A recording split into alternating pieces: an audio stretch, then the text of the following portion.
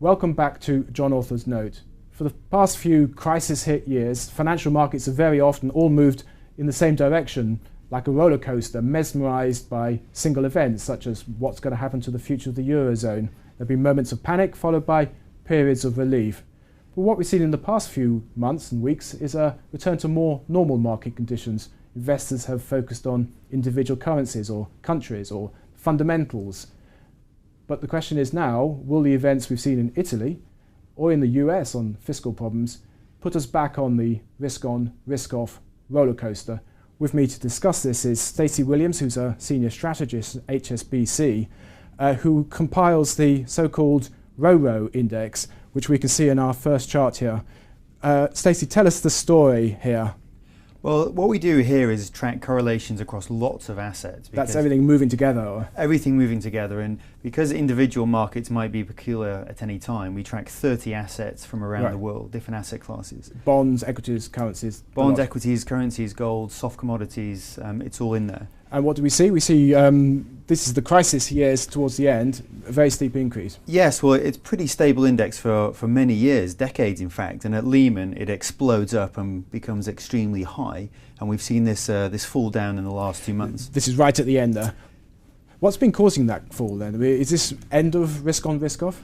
Well, it must be highlighted that yes, it's fallen a lot, but only versus the extreme highs in the summer. So it's still relatively high. But what we think's caused this is the fact some of the major causes of concern have calmed down a bit recently. The causes being Eurozone. Eurozone, fiscal cliff, China hard landing. They're not as imminent as they were in the summer. Yes. And presumably that's to do with the central banks as well. The central banks saying it's going to be all right. Yes, policy intervention of various sorts tends to kind of calm markets for periods, yes. Okay, now the big question, of course, we've had Italian elections last week. We've also had renewed tensions over US fiscal position and so on.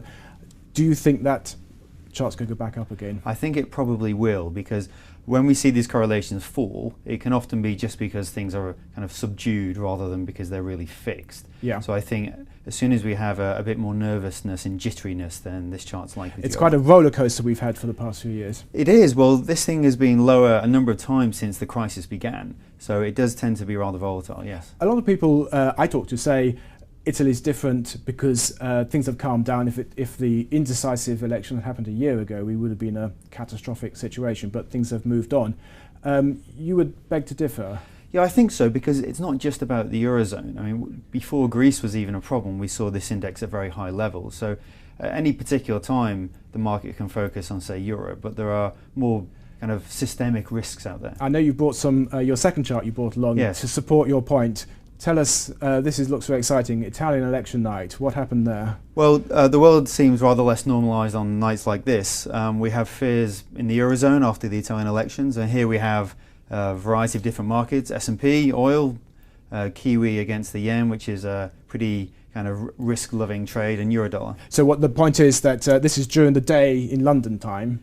During the day everything was pretty calm, but then by the afternoon we started getting the results coming out in Rome, and everything moves together. Yeah, I mean, this is running through that day, and even before more details of what was happening in Italy came out, you can see the markets are kind of drifting down together. But once the news starts to get bad, they all move very closely in tandem again. Yeah. Even the little dips within the day, they're pretty similar. Exactly, and you can see here that the big dip is really quite pronounced. But these are very different things. We've got the euro dollar, we've got the Kiwi, the New Zealand dollar. I mean, what's the relationship between them? Well, this is the great feature of risk on, risk off. You have a common, we believe, risk premium in all these very different markets, and that's what's really causing this move. But since last week, since last Monday night, things have calmed down a bit, but just temporarily. Well, indeed, but it shows the capacity for these markets to really all kind of move on the same sorts of news, and that's something we didn't see pre-crisis.